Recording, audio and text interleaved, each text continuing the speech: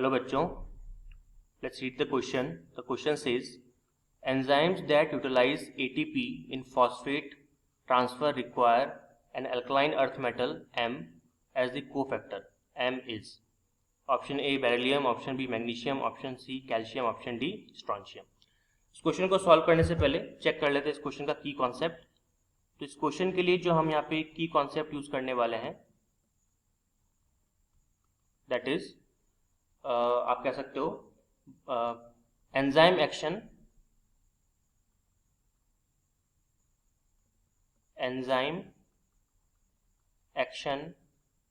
Bye Mg बोले तो magnesium. तो वैसे आपको आंसर मालूम पड़ गया होगा. इसका आंसर वैसे ऑप्शन नंबर बी है, लेकिन अपन देखते हैं कि मैग्नीशियम ही क्यों है. देखिए, जब भी कोई एंजाइम आपकी बॉडी में होता है, मैं आपको थोड़ा सा इसका बायोलॉजिकल फंक्शन बता देता हूँ, प्रोसेस थोड़ा सा.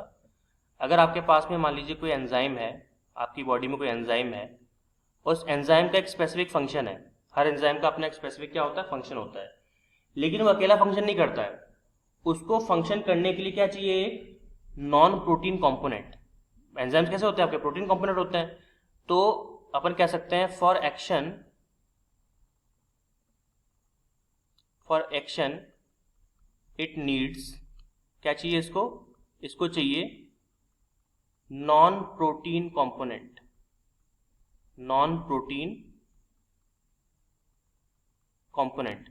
और इसी नॉन प्रोटीन कंपोनेंट को हम लोग क्या बोलते हैं, इसी नॉन प्रोटीन कंपोनेंट को हम लोग कहते हैं दैट इज प्रोस्थेटिक ग्रुप. क्या बोलते हैं, prosthetic group.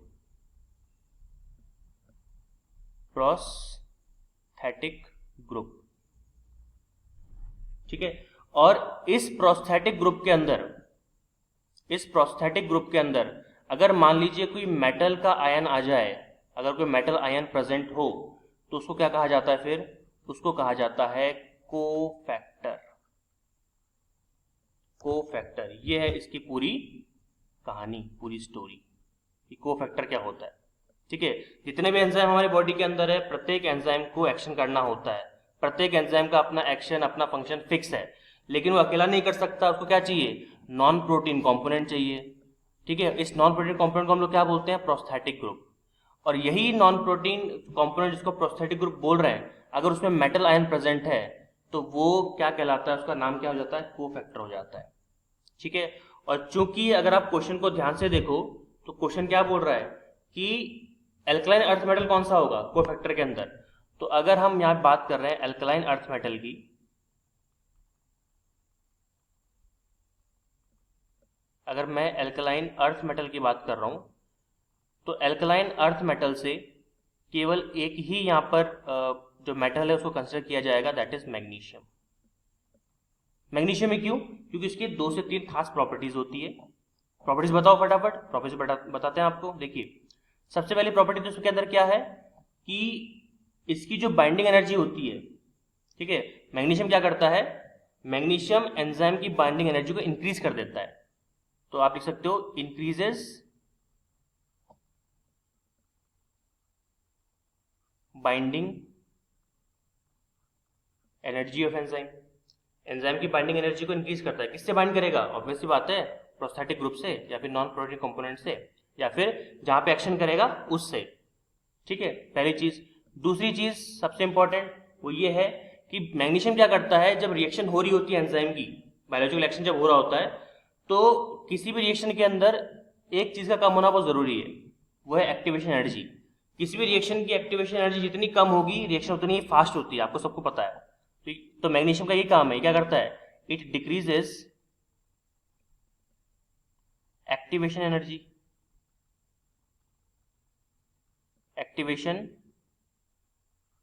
Energy during reaction. ठीक है, ड्यूरिंग रिएक्शन. और इसके बाद, ठीक है, तो ये क्या करता है, डिक्रीज करता है एक्टिवेशन एनर्जी को. किसकी, रिएक्शन की. जब एंजाइम यहाँ पे रिएक्शन कर रहा होता है, बायोलॉजिकल एक्शन कर रहा होता है. ठीक है.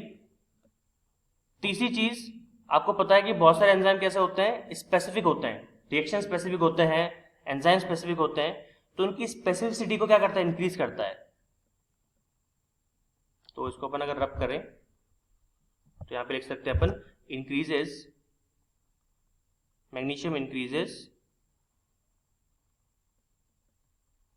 specificity of enzymes. ठीक है, तो केवल मैग्नीशियम ही ऐसा है जो ये सारी प्रॉपर्टीज शो करता है, सारे फंक्शंस को कंट्रोल कर सकता है, रेगुलेट कर सकता है, बाकी मेटल्स नहीं कर सकते, उनमें ये प्रॉपर्टीज नहीं मिलती. दैट्स वाई हमारा सही आंसर क्या हो जाएगा, ऑब्वियस सी बात है ऑप्शन नंबर बी. तो फाइनल आंसर क्या आ गया, option B magnesium. Hope you understood it well. All the very best.